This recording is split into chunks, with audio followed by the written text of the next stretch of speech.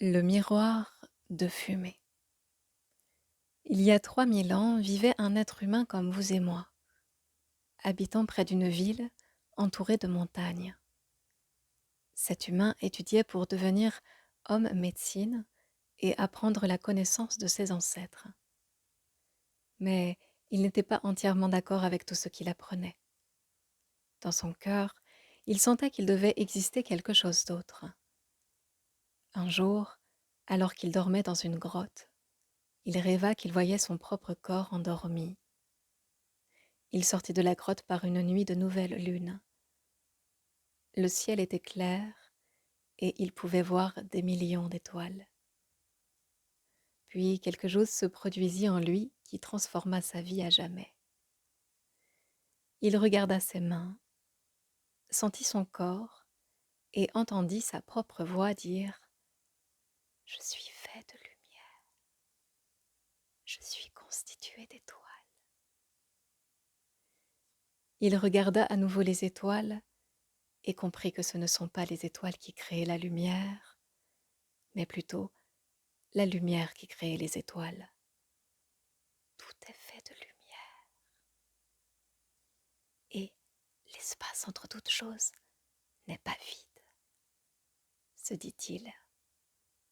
Il sut que tout ce qui existe n'est qu'un seul être vivant, et que la lumière est le messager de la vie, parce qu'elle est vivante et contient la totalité de l'information de vie. Puis il réalisa que, bien qu'étant constitué d'étoiles, il n'était pas ces étoiles. Il se dit « Je suis entre les étoiles. »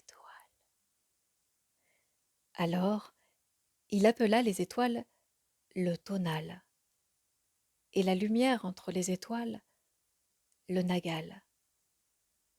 Et il sut que c'est la vie, ou l'intention, qui crée l'harmonie et l'espace entre les deux. Sans la vie, le tonal et le nagal ne pourraient exister. La vie est la force de l'absolu, du suprême, du créateur qui crée toute chose. Voici ce qu'il découvrit. Tout ce qui existe est une manifestation de ce seul être vivant que l'on appelle Dieu. Tout est Dieu. Et il en conclut que la perception humaine n'est que de la lumière, percevant de la lumière. Il vit aussi que la matière est un miroir. Tout est un miroir réfléchissant la lumière et créant des images de cette lumière. Et que le monde de l'illusion, le rêve, n'est que de la fumée, nous empêchant de voir qui nous sommes vraiment. Le vrai moi est pur amour, pure lumière. Cette compréhension changea sa vie. Sachant qui il était vraiment, il regarda les autres êtres humains et le reste de la nature et fut étonné de ce qu'il vit.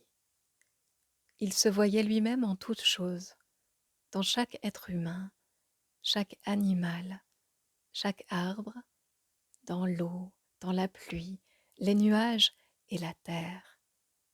Et il voyait que la vie unit le tonal et le nagal de différentes manières pour créer les milliards de manifestations de la vie. Durant ces quelques instants, il comprit tout. Il était enthousiasmé et son cœur rempli de paix. Il était impatient de partager avec les siens ce qu'il avait découvert, mais aucun mot ne parvenait à l'expliquer. Il essaya d'en parler aux autres, mais ceux-ci ne comprenaient pas. Il voyait bien qu'il avait changé et que quelque chose de magnifique irradiait de ses yeux et de sa voix. Il avait aussi remarqué qu'il ne portait plus de jugement sur rien, ni personne. Il n'était plus comme les autres. Il comprenait très bien chacun, mais personne ne pouvait le comprendre, lui. Il croyait qu'il était une incarnation de Dieu.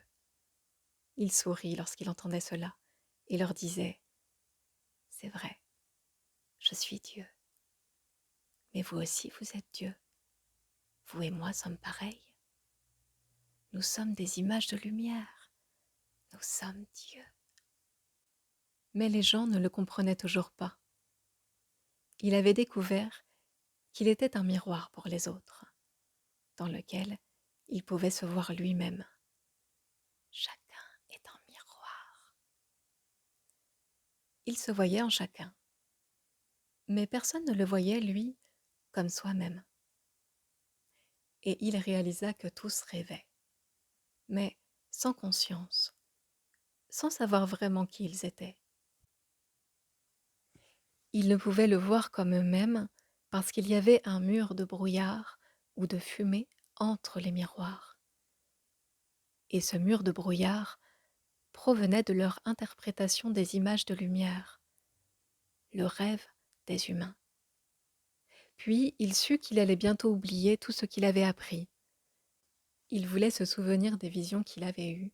Aussi décida-t-il de s'appeler lui-même miroir de fumée, afin de toujours se rappeler que la matière est un miroir et que c'est la fumée entre les miroirs qui nous empêche de savoir qui nous sommes. Il dit : « Je suis miroir de fumée, parce que je me vois en chacun de vous. » Mais nous ne nous reconnaissons pas les uns les autres à cause de la fumée qu'il y a entre nous. Cette fumée est le rêve, et le miroir, c'est